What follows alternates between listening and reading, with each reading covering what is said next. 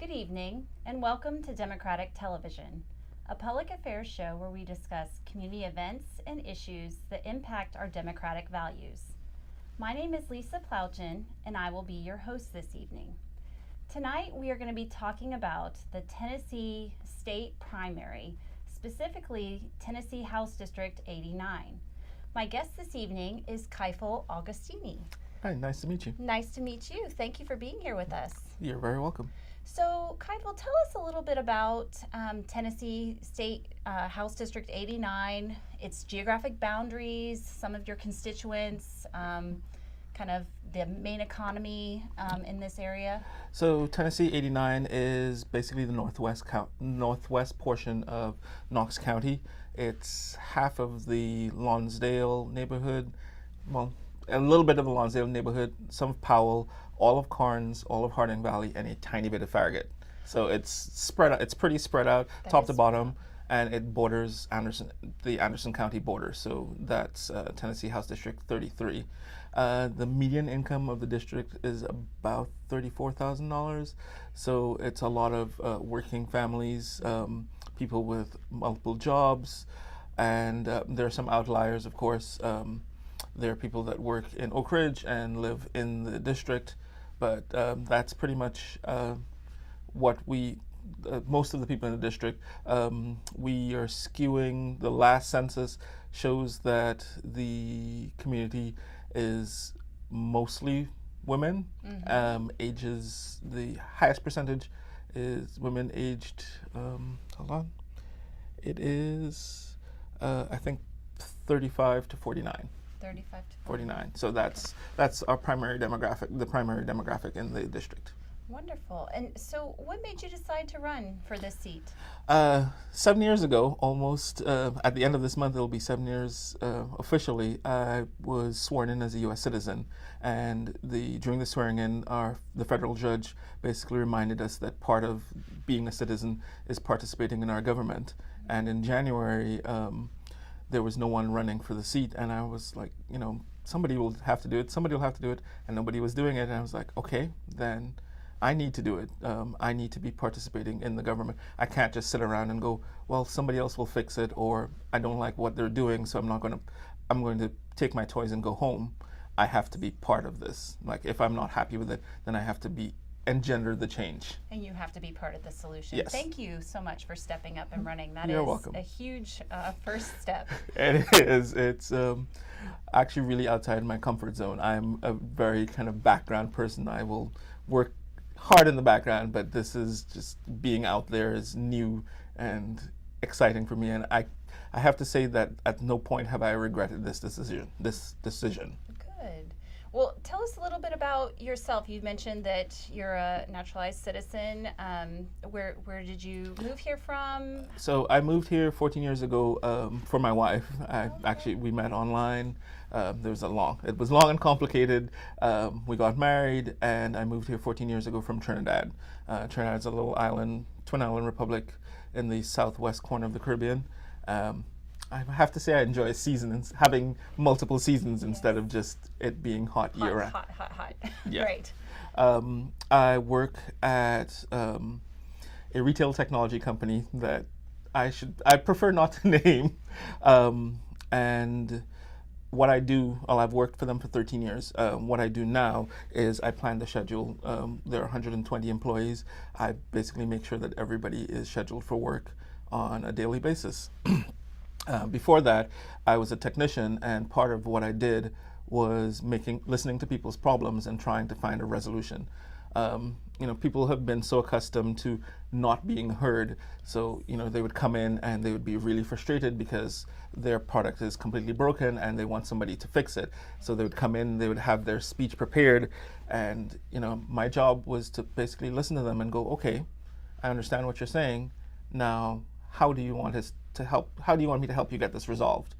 And that was a switch that most people were not expecting, because people have been so trained to, you go in, they're not going to help you. Right. And I think that's the thing I want to bring to our politics. It's like, hey, tell me what it is that your concerns are. Okay, now how do we resolve these concerns? And it works actually, I think if I'm elected to the House, I think that's how it'll work there as well. Yes, we are not on the same side of the aisle, or yes, we have differences, but tell me what your concerns are and how can we work together to get this resolved, because at the end of the day, all of us are Tennesseans and we all have to live together. Yes, I think you hit a very key point about listening. Yeah. I think we all need to be better listeners, and that is so important, I think, for the people running, the incumbents. And the person in Tennessee 89 is not running again, Yes. Roger Kane, correct? Yes, he is not. I have to be very complimentary at this point. Roger Kane hosted a meet and greet for all the candidates about 3 weeks ago, and I was really appreciative. And it's kind of sad that we did not have better attendance, because this was an ideal opportunity for everybody to hear where your candidates stand on a lot of the important issues. As a whole, almost as a whole, all some candidates feel strongly about getting the opioid epidemic resolved, which is one of the major concerns of Tennesseans. Right. We didn't talk about healthcare, but Why don't you go ahead and talk about healthcare? Is that one of your top priorities? it is one of my top priorities. One of the things I believe that if you think about some of the concerns of of the constituents of 89 are like a stool. There are three legs to the stool. Affordable healthcare, basically better pay, and the opioid crisis. And for me, these three things are related. If you're working two jobs to make sure that you can make rent, you get hurt in one of these jobs, you are going to basically find the shortcut solution to get you back to work. Because if you're not making enough money, then you are going to be struggling. If you can't work, you can't make enough money, you have nowhere to live. So you're looking for the swiftest possible way, and that leads down to, oh, doc, just give me whatever pain meds I need to get back to work, and then it's a slippery slope. We need to address all of these things. There was a study that came out recently, and in Knox County, it's 87 hours. You'd have to work 87 hours a week at minimum wage to make rent. That's just rent. That's not food. There are all the other bills That's and not utilities yeah. and everything else. Yeah, that so goes with 87 it. hours a week. That means you're working two jobs, 40 hours a week, plus you have to find that's not a reasonable way to live. And that's not a good quality of life. No, either. these people have families. Yeah. If you're working 87 hours a week, you're not seeing your family. It's taking away from your family time. Yep. Absolutely. What are you hearing from the constituents when you're out talking to them about how the legislature has kind of currently been going, and then how do you see yourself kind of bridging that gap and coming in and bringing people together to find solutions? Well, I feel like my ability to listen and to try and to listen to people, actively listen to people, not just, I'm listening to you and I'm thinking about what I'm going to say next, but actively listening is going to be key to getting legislation passed in the House. The other thing is, like I said, the people are concerned about the cost of their health care. And I attended the Medicare symposium recently, and there are 300,000 Tennesseans that are in the Medicaid gap. Mm-hmm. We need to bridge that gap, and we need to bridge it quickly. There was a suggestion that, these people use the emergency room by sending more people to the emergency room to do their primary care or their only care. You're driving up emergency room costs, which in turn drives up health insurance costs for everybody that has health insurance. So wouldn't it be a more effective solution to take the money that we have contributed into the system and use it in the state? We have lost, I think as of January, we are walking away from $4 billion. And this is not just, this is money that we have contributed. It's in our taxes. We have taken this money and we've sent it out of state. Our neighbors, not coming back. Yes, and our neighbors are gladly accepting it. Virginia is taking a portion of our money, and Kentucky is taking a portion of our money. So, we should be able to get these people covered, and we should not be relying on emergency rooms. And if we continue at this pace, we've lost 8 rural hospitals. We will probably lose more rural hospitals. So then what emergency rooms are these people going to go to? So, what legislation in maybe the past session is there anything that you would like to see reversed? I honestly, the Medicaid expansion is my kind of number one thing. Yeah. How do you think that we need to have that conversation with the existing legislatures that are not wanting to expand Medicaid to? Well, just remind them that this is we are shortchanging Tennesseans. We are our neighbors. We as Tennesseans have paid into this system. We have sent the money to Washington, and now you're saying it's okay for all our neighbors to use our money, but we don't. We're gonna no. You have our money, but we don't get to use our money. That it's not a reasonable use of resources. Tell me a little bit about your campaign, and if people are wanting to get involved, what kind of volunteer needs do you have? I do have volunteer needs. I do actually we do need some help. The district is really large, so canvassing is always good. But do you have regular canvasses? We try to do it at least twice a month. Okay. And the other thing is what we're trying to do more is phone banking because, like I said, the district is large and there's so many people at work. We spend a lot of time knocking on doors and people not being home. So calling would be a good, if people want to volunteer to phone bank. The easiest place to get is to sign up on my website. It's tn89.keifelagostini.com. Say that again one more time. TN89, the district. Yes. My first name, last name. So it's tn89.keifelagostini.com. Okay. So there is a dot in between your name. Okay.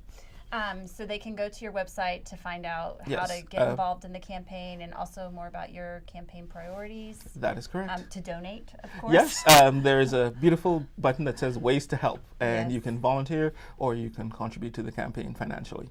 Great. Are there any other top things that you would like our viewers to know? Early voting, I know, is beginning very soon. Early voting starts on Friday the 13th. Friday the 13th of July. Yep. Yeah.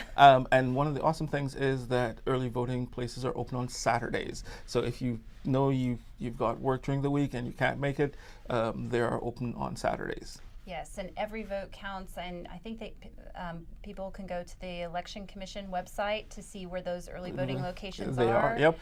There's also an app that's available on the Mac app, the iPhone App Store, and the Android App Store called Go Vote TN. It's made by the state of Tennessee, so it's not a partisan thing. Yeah, right. It is a fantastic app. It gives you all the polling areas in your district, and it also tells you who's on your ballots. Right. The Go Vote TN app too. It'll tell you if you're registered, if your registration is current and active. It is a fantastic piece of work. Yes, it is. The other thing that I'm really interested in is our infrastructure.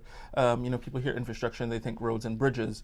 If we're inviting companies to move to the state of Tennessee, we need to also make sure that our power grid and our internet infrastructure are at work.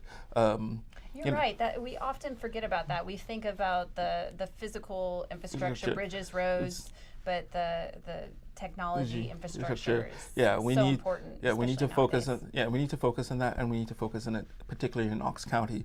Our neighbors are basically getting companies to move there because they have high-speed broadband, which we are sorely lacking in. So that's probably one of the things that I want to look at seriously. That's wonderful. Well, Keifel, thank you so much. It's been such a pleasure sitting down with you. And again, early voting begins on Friday, July 13th, and will run until July 28th. And we hope that everyone goes and checks out Keifel's website. Thank you. And be an informed and educated voter, and then tell 5 friends to go vote too. Your vote counts. Every vote matters. Thank you so much.